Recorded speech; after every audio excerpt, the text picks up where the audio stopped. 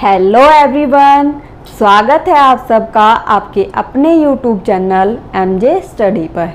दोस्तों, हमारी लाइफ में हमें बहुत सारी चीज़ें याद करनी पड़ती हैं, खासकर स्टूडेंट लाइफ में। उसमें क्या होता है, हमें बहुत सारे क्वेश्चन आंसरों को याद करना पड़ता है।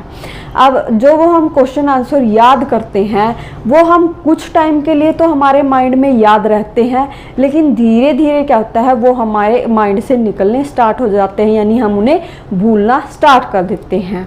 तो आज की इस वीडियो में मैं आपको बताऊंगी कि हम चीज़ों को या पढ़ी हुई चीज़ों को हम कैसे याद रख सकते हैं, और ये चीज़ मैं आपको बताऊंगी माइंड मैप के थ्रू। तो दोस्तों, जो हमारी लर्निंग स्किल्स होती हैं वो लर्निंग स्किल होती है हमारी चार। एक होती है लिसनिंग, स्पीकिंग, रीडिंग और राइटिंग। जो ये चारों स्किल्स होती हैं हमारी, ये आपस में एक दूसरे से कनेक्टेड होती हैं। यानी अगर हम कोई चीज़ सुनेंगे तो वो क्या होती है हमारे माइंड के अंदर छप जाती है।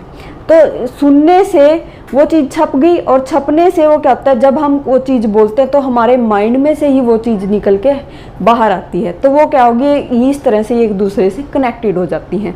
इसी तरह से रीडिंग और राइटिंग वाली स्किल्स भी जो होती है हमारी, वो भी एक दूसरे से कनेक्टेड होती है। जैसे अगर हम कोई चीज़ रीड करते हैं तो हम उसे लिखते हैं। तो इस तरह से अगर मान लो आपने कोई चीज़ आपको बोल रहा है, अगर आप उसको लिखोगे तो वो क्या होती है आपके माइंड के अंदर आप स्टोर हो जाती है, और उस चीज़ को मतलब आप लंबे समय तक याद रख सकते हो। तो दोस्तों, साइकोलॉजी क्या कहती है कि मान लो आप कोई चीज़ याद कर रहे हो, लाइक अ क्वेश्चन आंसर। तो वो क्या होता है, मान लो आपने एक क्वेश्चन आंसर आज पढ़ा, एक जो क्वेश्चन है वो आपने याद कर लिया। तो उसके बाद क्या होता है, हम 1 घंटे बाद देखेंगे कि अगर उस चीज़ को हम दोबारा याद करने की कोशिश करते हैं तो उस क्वेश्चन में से हमारा थोड़ा बहुत पार्ट जो है हम भूल चुके होते हैं।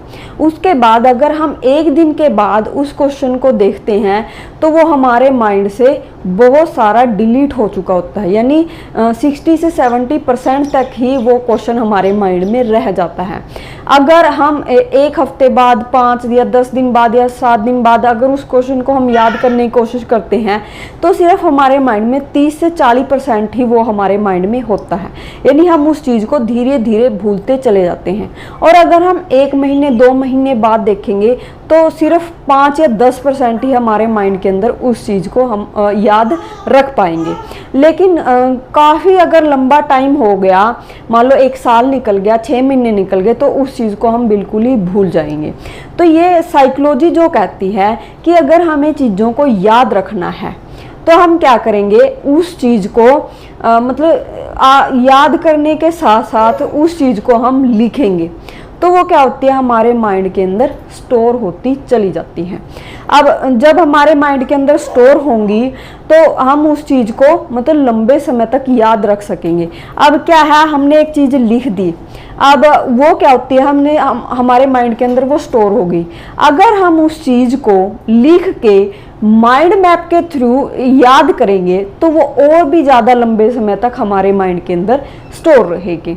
अब मैं आपको ये बता देती हूँ कि माइंड मैप हमें बनाना कैसे है। दोस्तों, हमारे क्वेश्चन जो होते हैं वो 2 तरह के होते हैं। शॉर्ट क्वेश्चन होते हैं, एक होते हैं लॉन्ग क्वेश्चन। शॉर्ट क्वेश्चन को याद करना थोड़ा इजी हो जाता है, उसकी जो भूलने की संभावना है वो भी थोड़ी कम होती है। और जो हमारे लॉन्ग क्वेश्चन होते हैं उसको क्या है, हमें बार बार अगर याद करेंगे तो भी हमारे माइंड से वो निकल जाते हैं। तो आज मैं आपको जो लॉन्ग क्वेश्चन होते हैं उसका माइंड मैप बना के उसको याद रखने की तकनीक बताऊंगी। तो हम क्या करेंगे, माइंड मैप कैसे बनाते हैं, मैं आपको एक क्वेश्चन का माइंड मैप बना के दिखा देती हूँ। तो दोस्तों, सबसे पहले आपने क्या करना है, जब आप कोई क्वेश्चन याद करते हो उसको अच्छे से याद करके एक कॉपी पेन लेके उस पर बिना देखे आपने नोट करना स्टार्ट करना है। अब मैं ये नहीं कहती कि आप लॉन्ग क्वेश्चन पूरा ही लिखो, उसके क्या होते हैं कुछ हेडिंग्स होती हैं, आप उन हेडिंग्स के थ्रू काम कर सकते हो। जैसे मान लो आपने थ्योरी याद की, ट्रायल एंड एरर थ्योरी, मैं इसका उदाहरण आपको दे रही हूँ।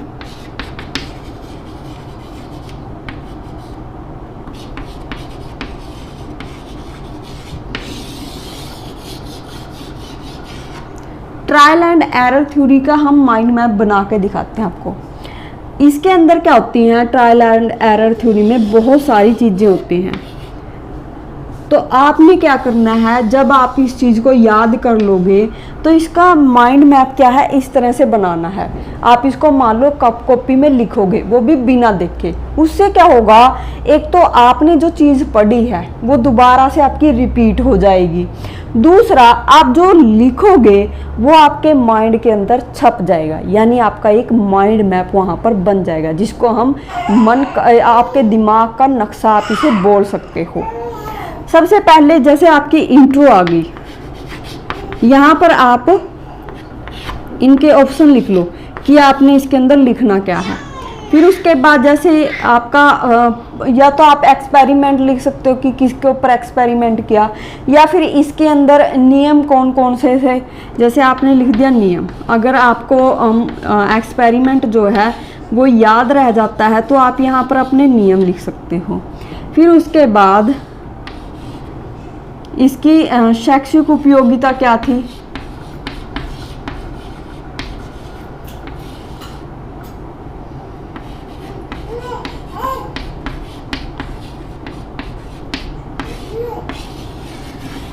यानी एजुकेशन इम्प्लीकेशन। उसके बाद आपकी लिमिटेशन आ जाती हैं, यानी सीमाएं।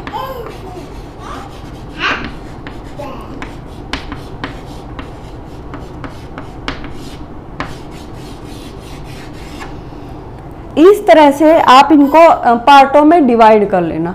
फिर आप क्या करोगे, जैसे आपका इंट्रो है, इंट्रो में क्या आ जाता है, क्या क्या चीज़ें होंगी, जैसे ये जो सिद्धांत है ये किसने दिया। मान लो ये दिया था आपका थॉर्नडाइक ने, तो यहाँ पर आप थॉर्नडाइक लिख लोगे। या फिर आपको पूरा नहीं लिखना है तो थॉर्न लिख दो, उससे भी आपको याद हो जाएगा कि ये थॉर्नडाइक ने दिया था। जैसे ये जो सिद्धांत दिया था 1898 ईस्वी में, मतलब मेन हेडिंग है वो आप यहाँ पर लिख लेना। अब जो ये सिद्धांत दिया था, ये एक्सपेरिमेंट जो किया गया था वो किया गया था बिल्ली के ऊपर। एक जो भूखी बिल्ली थी उसके ऊपर ये एक्सपेरिमेंट किया गया था। अब जो थॉर्नडाइक थे वो कौन थे, अमेरिका के मनोवैज्ञानिक।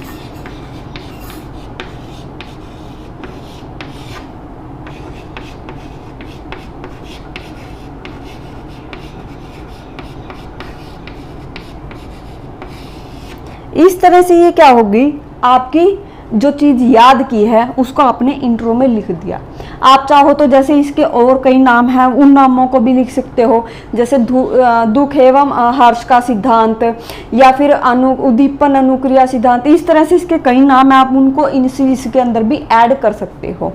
तो इसमें क्या है, ये चीज़ें आ जाएंगी। फिर उसके बाद जैसे इसके जो नियम दिए हैं, अब इसके अंदर भी दो तरह के नियम दिए गए हैं। आप इनको ऐसे कर सकते हो कि गौण नियम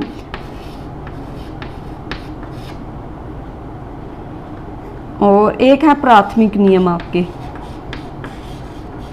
प्राथमिक और गौण नियम। तो इस तरह से आप इसके अंदर छोटा सा हिंट लगा के कि जो प्राथमिक नियम होते हैं वो होता है जैसे तत्परता का नियम, अभ्यास का नियम, प्रभाव का नियम। फिर उसके बाद आप यहाँ गौण नियम में लिख सकते हो कि आपके गौण नियम कौन कौन से हैं। तो इस तरह से क्या है, आपके यहाँ पर नियम आप बन जाएंगे। फिर उसके बाद शिक्षा में इसकी उपयोगिता क्या क्या है। सबसे पहले आप मेन जो हेडिंग है सिर्फ उन चीज़ों को आप यहाँ पर लिख लोगे। तो इस तरह से आपने जितने भी पॉइंट इसके अंदर ऐड करने हैं, जो भी आपने याद किए हैं, आप जब ये चीज़ें लिखोगे याद करने के बाद, पहले आपने वो चीज़ें लिखनी है जो आपके माइंड में आ जाती हैं, मतलब उसको आप रिकॉल करते हो। जो चीज़ें आपके माइंड में आती जाएगी आप उसको यहाँ पर लिखते जाओगे। फिर बाद में मान लो आप कोई चीज़ भूल जाते हो तो उसको आप देख के भी एक बार याद करके फिर उसको दोबारा यहाँ पर लिख सकते हो। फिर उसके बाद आते जैसे आप यहाँ पर अपनी लिमिटेशन लिख लो कि इसकी क्या क्या लिमिटेशन होंगी। तो इस तरह से आप इस चीज़ को एक माइंड मैप की तरह इससे बना सकते हो। ये तो मैंने बहुत कम चीज़ें लिखी हैं। जैसे आपको कोई क्वेश्चन होता है, मान लो उदाहरण दूँ कि लर्निंग क्या होती है, तो उसके अंदर आपकी बहुत सारी चीज़ें आएंगी। जैसे आप यहाँ लिखोगे, मान लो डेफिनेशन आपने लिख दिया कि लर्निंग का हमारा टॉपिक है, उसका कॉन्सेप्ट आप लिखोगे कि लर्निंग होती क्या है। जैसे आप पूरी एक डेफिनेशन लिखने के बजाय वो मेन थोड़ा सी हेडिंग लिख लोगे कि इसका मेन जो अर्थ है वो क्या है, और उसके बाद जैसे उसके कैरेक्टरिस्टिक्स आ गए, उसके प्रिंसिपल्स आ गए, उसकी जैसे शैक्षिक उपयोगिता क्या होगी, या एक टीचर क्या लर्निंग कैसे करवाता है, या एक टीचर एक अच्छा रोल प्ले कैसे करता है। इस तरह से उसके अंदर बहुत सारी चीज़ें ऐड हो जाती हैं, और ये इससे क्या होता है, एक तो आपका क्वेश्चन जो है बहुत अच्छे से कवर हो जाएगा, आपने जो याद किया है वो दोबारा से रिकॉल होगा, और आप उसका मतलब अपने माइंड के अंदर लंबे टाइम तक स्टोर कर सकते हो। एक मान लो आज आपने क्वेश्चन पढ़ लिया और आपने उसको लिख भी लिया इस तरह से, मतलब माइंड मैप के थ्रू, ये आपका एक माइंड मैप हो जाएगा। ये क्या है, आपके माइंड के अंदर छप जाता है कि हमने इस तरह से चीज़ें लिखी थी। मान लो आप एक हफ्ते बाद, 10 दिन बाद उस चीज़ को याद करने की कोशिश करते हो कि हमने जो क्वेश्चन पढ़ा था उसमें है क्या क्या था।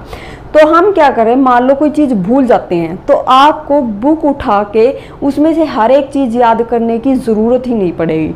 हम क्या करेंगे, सिंपल जहाँ पर हमने ये चीज़ बनाई थी यानी अपना माइंड मैप तैयार किया था उस चीज़ को उठाएंगे, हमें मेन हेडिंग याद आ गई तो हमें अंदर वाली चीज़ें भी अपने आप याद आ जाने लगती हैं।